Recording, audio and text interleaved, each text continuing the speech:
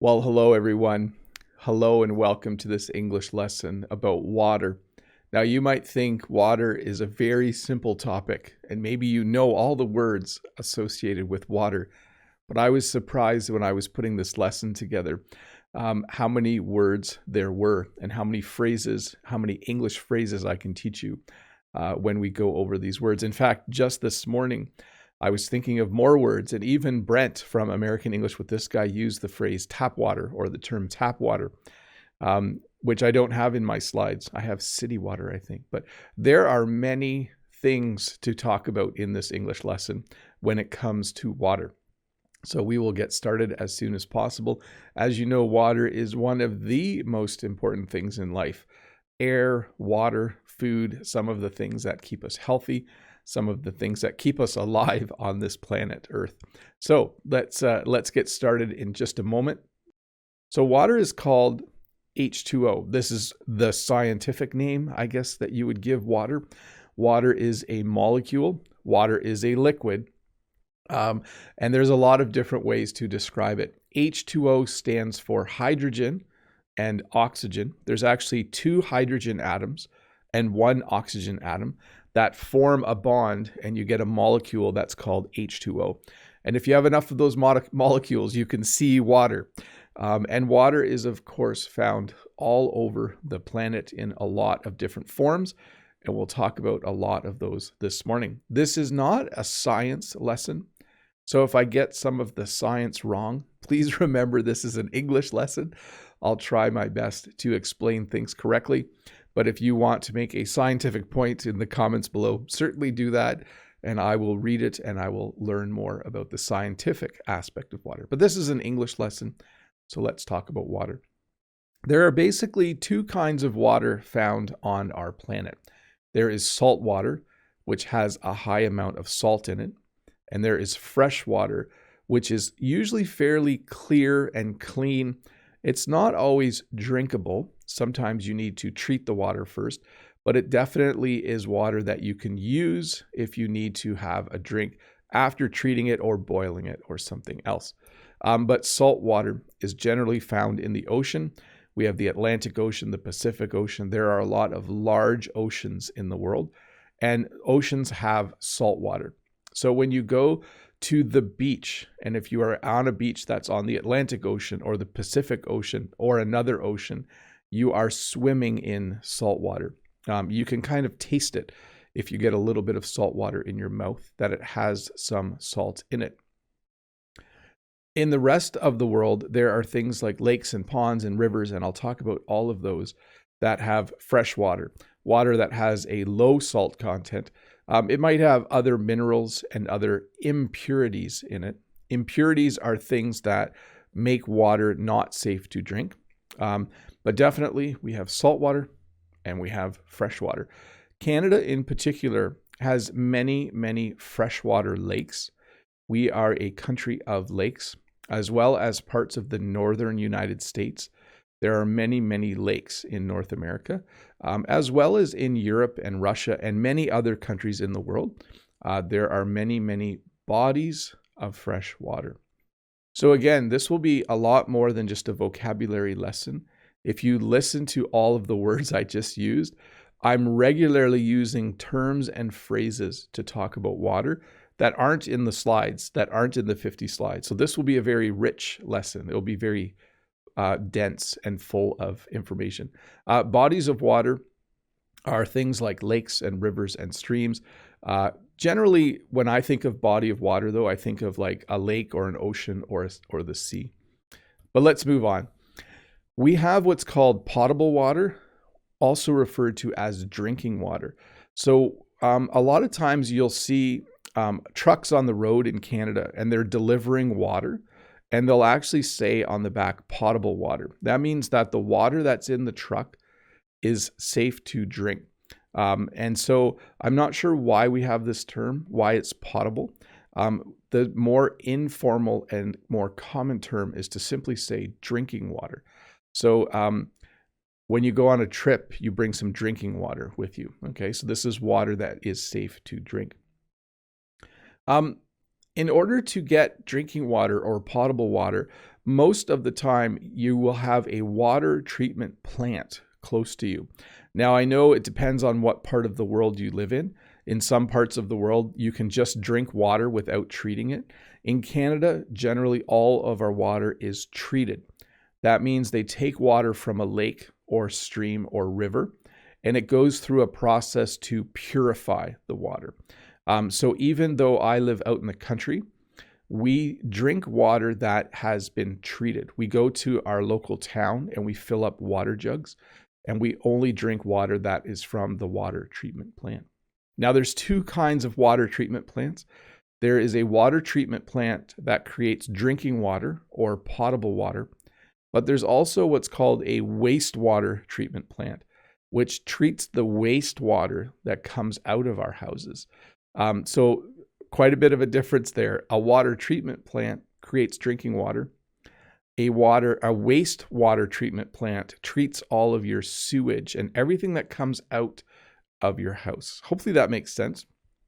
But that is how in Canada we definitely have water. And this is true for a lot of countries in the world, but I am aware that there is a vast difference in the world right now.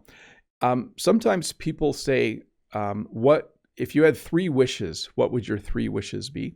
And I think one wish that I would have would be this, that everyone in the world had safe drinking water. If we could have a planet where everyone in the world had safe drinking water, I just think it would make me happy, and I think it would be a better planet. So that is something that I definitely support. Let me see here. So water comes to us in some different forms when we have precipitation. Precipitation is any type of water that falls out of the sky. When I look at the weather report for today says possibility of precipitation, 30%. So it might rain later today. So rain is one form of precipitation. And when we get rain, then literally water falls out of the sky. I think we're all familiar with what rain is. Rain is one form of precipitation. Another form of precipitation, this is actually from 2 days ago. Another form of precipitation is snow.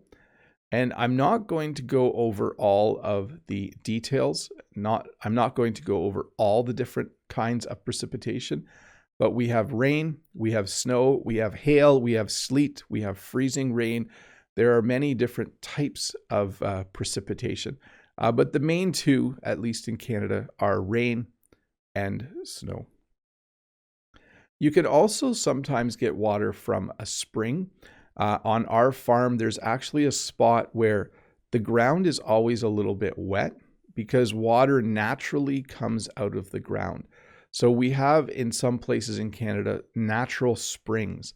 A spring is just a place where water comes out of the ground, and springs are common around the world. Many countries have natural springs. So, and because we're in North America and we're kind of silly, we often put spring water in bottles and then people buy the spring water. So I know that might sound silly to some of you, but North America and other parts of the world are a little bit crazy sometimes. When the sun shines or when you heat water up, it will turn from a liquid into a vapor and it will evaporate. So evaporation is when water turns into a vapor. It turns into what we call steam, and it goes back into the atmosphere. So precipitation is when water comes down from the sky. Evaporation is when water goes back into a vapor form and goes back up into the sky. So water has a freezing point. The freezing point of water is where water turns from a liquid to a solid, and we have ice. The freezing point for water is 0 degrees Celsius or 32 degrees Fahrenheit. I hope I got that right.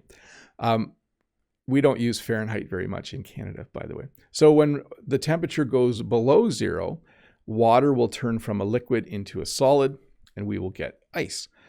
You're familiar with ice if you live in a northern country or if you live in a very southern country. But if you live closer to the equator, you might not have ever seen ice outside. But you've probably seen Well, probably not icicles, but I added this because I think icicles are cool. When water drips and then when it slowly goes below zero, when it goes below the freezing point, then we slowly get little icicles. But you've probably seen ice cubes. So the most common form of water in its solid form would be ice cubes. So that comes about when we go below the freezing point of water. There's also a boiling point, the boiling point of water. The boiling point of water is 100 degrees Celsius or 212 degrees Fahrenheit. Now, I do have to add here, even though it's not a science lesson, those temperatures, I believe, are at sea level. Okay, sea level is like the level of the ocean. So when you go higher or lower on the planet, the boiling point changes and the freezing point changes slightly, which I think can affect baking. I think the baking can be affected by your altitude. Anyways, you have a boiling point where water boils. Often on the stove, you will have a pot of water and you will boil the water. When you want to have a cup of tea, you will boil the water. You will put the kettle on, or you will boil some water for tea. And when something boils, we get steam. So steam is the third form of water. Water can be ice, which is a solid. It can be in its liquid form, which we just call water, or it can be a vapor, which we call steam. Okay. I think vapor is the right word. There's probably another word for it. But remember, I said this wasn't a science lesson. It's just a lesson about water. So we have three forms of water, which we see quite a bit. Let's go over some of the ways we see water in the world. So a puddle is a very small amount of water on the ground after it rains. Okay. So here, when it rains, if we get enough rain, my driveway will have puddles in it. There will be puddles on the side of the road. On some roads, if it's a dirt road or gravel road, the road itself will have puddles. So a puddle is just a small, I was going to say body of water. It's not really called a body of water because that's used to talk about bigger things, but it's a small amount of water that forms in a little part of the earth, and it's usually there after it rains for a day or two, and then it either evaporates or it soaks into the ground, or both, a little bit of both probably. A ditch is something that is man-made. The term man-made means something that people have created. A ditch is something that people make in order to move water from one place to another, okay? So along the sides of the roads in Canada and in the United States, there are ditches. So they actually create little waterways that can take the water away from that area. In my field, I have a ditch, so that water will drain out of the field. So a ditch is a man-made, I was going to say a ditch is a man-made ditch. A ditch is something that's made by humans to move water from one place to another. We also have what's called a canal. So a ditch doesn't always have water in it. It usually has water in it after it rains, and then the ditch, you can see water flowing down the ditch. A canal, though, is something that is man-made as well, and it's a place that usually has water all the time. And a canal often is made to get ships from one place to another. So here where I live, we have what's called the Welland Canal, and it goes from Lake Erie to Lake Ontario. So it is a waterway that was created by humans in order to get large ships from one end from one lake to another. So a canal, if you go to Holland, you'll see many, many canals in some of their cities. The Dutch are really good at digging canals. So we also have small flowing things like creeks, streams, and brooks. Now, the most common word of these three is probably stream. So just so you know, these are all smaller than a river, okay? I live on what's called, it's the Welland River, but it's also called Chippewa Creek. So it's big enough to be a river, but it has two names. But generally, if something is smaller, we call it a creek, a stream, or brook. I think a creek is technically smaller than a stream, but these words are kind of used however people felt like using them. So you can't say like every stream is bigger than every creek in the world, because that's simply not true. And probably the most common of these words would be the word stream. Let me see here. And then, as I mentioned, a river is just a really big stream. We have many rivers in Canada as well. And I know in other parts of the world there are many rivers. But of the types of water that flow, rivers and streams are two of the most common. Sometimes along a river or along a stream, you might have a waterfall. I live close to Niagara Falls, one of the biggest waterfalls in the world, not height-wise, but in terms of its total length. So a waterfall is a place where a river or stream goes over the edge, over a precipice, and then goes to a lower part. Waterfalls are beautiful. They sound beautiful. They look beautiful. They are amazing to look at. And then I mentioned the word flow. So we talked about brooks and rivers and streams and creeks and ditches. These are all, things that have water that's flowing. When water flows, that means it's moving. The river I live on, the water flows past my house. Okay. So flow is when you see water move from one place to another. A puddle does not flow. Okay. A puddle is just some water on the ground, but a river will flow. I should have added puddle as the first one in this series, but a pond is kind of a large piece of water that doesn't flow. Okay. So on our farm, we have a small pond. Some people have a small pond in their backyard. They'll have a goldfish pond or they'll have a fish pond. So a pond can be quite small, and a pond can be fairly large. It's definitely smaller though than a lake. Okay, so I don't know exactly when a pond becomes a lake, but a pond is a small body of water, a non-flowing body of water. It might have a stream that comes in one end, and it might have a little stream that goes out the other, but in general, the water doesn't really move that much. And a pond will usually have fish in it. A lot of people have fish in their pond. A lake is a large body of fresh water. By the way, a pond is considered freshwater. A river is freshwater. A brook, a stream, these are all freshwater. In Canada, we have many, many lakes, and they are very, very beautiful. It's one of the things that the northern United States and most of Canada is simply filled with lakes. There is a lot of fresh water in the northern US and in most of Canada. And most of it is in our lakes. In fact, I think, where is 1,000 Lakes? Is that in northern Michigan? I can't remember where some of these places are.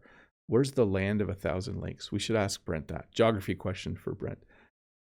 Brent says, I need to make it over to Niagara Falls one day. That'd be a good place to meet, actually, because it would be a shorter drive for me. We also have the sea and we have the ocean. So generally, the sea and the ocean, the sea can be saltwater. It can be freshwater. It depends on what sea you are talking about, the Black Sea and Caspian Sea, or maybe we're talking about the Bering Sea. So the Bering Sea is saltwater close to Alaska, whereas the Caspian Sea and the Black Sea are freshwater. I should double check. I'm fact checking now. It says here the Caspian Sea. Oh, I can't find it. Freshwater. The Caspian Sea is not freshwater. It's salty water diluted by the inflow of fresh water. Okay, so I was wrong. The Caspian Sea is saltwater. We should make sure. Let's check the Black Sea now. Let's see. Is the Black Sea? No, it is salt water, but less salty than the ocean. So there is a bit of a difference there. There we go. And then let's see. Yeah. So don't quote me on this. Again, this isn't a science lesson. But generally, a sea is smaller than the ocean. The ocean is usually the word. Ocean is usually the word we use to talk about the Atlantic Ocean, the Pacific Ocean, the Indian Ocean. We use the word sea to talk about things like the South China Sea or the Bering Sea. So, yeah, you're going to have to do a little bit of your own research on the difference here. But generally, in my mind, an ocean is much bigger than the sea, but they can be very similar. In fact, seas can be part of the ocean, right? Definitely. Let's talk about things I know about. Waves are things that you can find in a lake, you can find in the sea, you can find in the ocean. Waves are just large amounts of water that come to the shore. And sometimes if they're big enough, they will kind of curl over. One of the most popular water sports, of course, is to go surfing. So surfing is a popular water sport, and we'll talk a little more about water sports in a bit. Sometimes there will be whitecaps. So sometimes there's waves, and they don't quite curl, okay? And we would just call them waves. But sometimes when they curl, you can see the water gets kind of foamy at the top and kind of white, and we call those whitecaps. Sometimes on the lake, when we go to the lake, the wind will be blowing really hard, and it will make waves, and the waves will have whitecaps. In a river, sometimes a river or stream will flow over a lot of rocks, and it will cause what we call rapids. The river I live on does not have any rapids. It doesn't go over any rocky areas, but there are many rivers that have rapids in other parts of Canada. And sometimes people go whitewater rafting. So they'll actually go down the rapids in a raft. It's supposed to be a fun activity. I've never done it. And sometimes people will go kayaking when there are rapids. So we talked about a flood or flooding. A flood is when a river, lake, or stream overflows its banks, or when it simply rains so much that the water starts to accumulate where there's normally no water. You can see in this picture, the street is flooded. There is a flood in this city. Normally, I would think there is no water on the street, but either it has rained so much that the water has accumulated, or it has rained so much that the river or lake or ocean has kind of come into the city, and we would call that a flood. We have what's called a marsh and a swamp. There's a slight difference between the two. A marsh is usually a large grassy area that has a lot of water as well. I live close to several marshes. If I go south from my house, there's an area where there is just a lot of marshland. There are many, many marshes. So a marsh is a place where there's just lots of small pools of water. The ground is usually very, very wet, and it's usually filled with grasses that like growing in wet ground. So there are a lot of marshes. A swamp is very similar, except a swamp usually has trees as well. If I go to the north, there is a forest, and in the middle of the forest, there's a big swamp. So it means that there's just water everywhere. There's mud everywhere. There's little pools of water, but there's also trees growing. So a marsh and a swamp, they're both very similar. The only real difference is that a marsh usually doesn't have trees. It's just a very, very wet area. And a swamp usually does have trees. We actually also call these wetlands. Right now in Canada, we're trying to preserve our wetlands. Wetlands are just areas that are constantly wet. There's usually just water everywhere. And in wetlands, you'll find marshes and swamps. Let's talk about the house. And speaking of water, I'm going to have a sip. So in our house, we have a tap or faucet. As I mentioned, at our house, we do not drink our tap water. We don't drink water straight from the faucet because the water that we have that comes out of our tap is from our cistern. which is just rainwater that has been collected. But in most towns and cities in North America, in the US and Canada, we have what's called safe drinking water that comes right out of our taps, okay? I think the technical term is faucet, but I hardly ever use the word faucet. We just call it the tap, the kitchen tap. Might say the kitchen faucet sometimes. And usually the faucet or tap is above a sink so that when you get water, the extra water goes in the sink. You would use the sink to do dishes. You would use the sink to wash your hands, etc. And at the bottom of the sink is a drain. Sometimes you plug the drain so that you can fill the sink.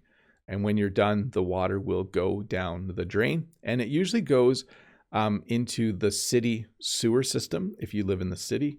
For me, it actually goes into a septic tank. So we treat our own wastewater here. We have a septic system, which is very common out in the country. So as I mentioned, I have a cistern.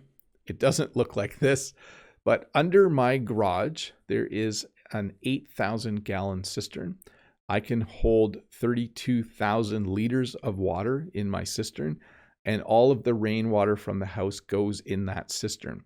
So it is a large tank made out of concrete, and a cistern can be any size. A cistern is simply a place to store water, usually rainwater, but we also sometimes buy water. Sometimes it doesn't rain for weeks on end, and we have to buy a load of water. So a truck comes and drops off water and puts it in our cistern. Some people still have a well. There are two kinds of wells, though, in the world. There is this style of well, which is a dug well. That means someone dug a hole deep into the ground, and there's water at the bottom of the well. Some people in Canada, my neighbors, have a well, but they have a drilled well. That means they drilled a small hole into the ground, and then they put a water pump at the bottom of the hole. So wells are very common still in Canada. I don't have a well because the well water in my area has a really funny smell to it. It smells a little bit like rotten eggs. It's kind of a weird smell. So we just get our drinking water from town. And so there's a number of different ways to refer to water if you live in a town or city. Some people call it city water. Some people call it tap water. Some people call it drinking water. But generally, if you live in a town in Canada or in the United States, you will probably have a water tower somewhere. If you are in a larger city, you probably don't have a water tower. There's probably a different way to distribute it. But as you drive across Canada, as you drive across the United States, it's very common to see a water tower. So they put all of the drinking water up into the tower, and then there's a big pipe that comes down that distributes water to all of the people that live there. And I've used the word pipe a few times. A pipe is a solid pipe. Can't use pipe to describe pipe. A pipe is a solid piece of metal. It's usually made out of steel or stainless steel, sometimes copper, and it's used to move water from one location to another. The thing is, a pipe is not, it's solid. It doesn't bend. A hose, on the other hand, is another way to move water. It has, a hole through the middle, but a hose is pliable, or you can bend it. So my house has water pipes. It has hot water pipes and cold water pipes because we also have a hot water heater in our basement. And we have a number of hoses outside that we use if we need to move water outside. Sometimes, though, there's a leak. We had a leak in a pipe in the barn last summer, and water shot all over the place. A leak is a small hole in a pipe. You can see here this pipe definitely has a leak. It has a hole in it, and water is coming out of the hole. It's not nice when you have a leak because sometimes your house can get flooded. That has never happened to us, but sometimes if a pipe bursts or if a pipe springs a leak, by the way, that's how we say it. We usually say it springs a leak. Oh, the hose has sprung a leak. That pipe has sprung a leak. Sorry, I'm using the past tense, but if you drive across a hose too many times, sometimes it will spring a leak. But yeah, that's how we refer to it, a small hole in a pipe or a hose. In order to move water, we use a pump. A pump is anything large or small that runs on electricity or gasoline or diesel or petrol or natural gas. It's a device, it's a small machine that will move water from one place to another. So usually it has a hose or pipe connected to it. As I mentioned, some people in my area have a well, and they put a pump at the bottom of the well, and it will move the water up through a hose or pipe so that people can use it. And then there are water sports. So water sports are any sport that's done on, in, or around water. So surfing, jet skiing, water skiing, all of those things are considered water sports. Because Canada has so many lakes, water sports are very, very popular. Someone asked me earlier what my favorite water sport was, and I said water skiing. I have to say, though, it's been a long time since I've gone water skiing. But water sports, very, very popular. In fact, most people, well, not most people, many people I know own a boat, just a small boat. I live on a river and I don't have a boat. I should really get one someday. When you go in water, or when someone sprays water on you, you get wet. Okay. So this person is wet. I don't know why he's in the river, but he looks happy. So maybe he's just in the river to cool off, but he is definitely wet. His shirt is now wet. A couple last things here. When farmers water their crops, we say that they are irrigating. So later this summer, I'm going to irrigate my field. Well, I'm going to irrigate the flowers. We don't actually irrigate our larger crops. But when you irrigate, it means you put water on plants so they will grow. It's also called irrigation. So the verb is to irrigate. The noun is irrigation. Irrigation. We are going to do some irrigation. Do you have irrigation equipment? Interesting. You can use it a couple ways. And some people have a pool. When I was a kid, we had a pool. We don't have a pool anymore. A pool is a nice little place to jump in and cool off on a hot summer day. For some reason, when I was a kid, my dad really liked having a pool. So he built his own pool, but eventually it didn't hold water. It sprung a leak, and so we got rid of it. And sometimes in different places, people will create what's called a dam. They will build a dam to hold back water. You can see in this picture that the dam is holding the water back on the one side. And usually a dam is created so that you can generate power. A lot of times a dam will have a hydroelectric power plant attached to it. Not all of them do, but definitely a dam is a common sight in the northern part of the province of Quebec, where they generate a lot of power using a dam with a hydroelectric power plant.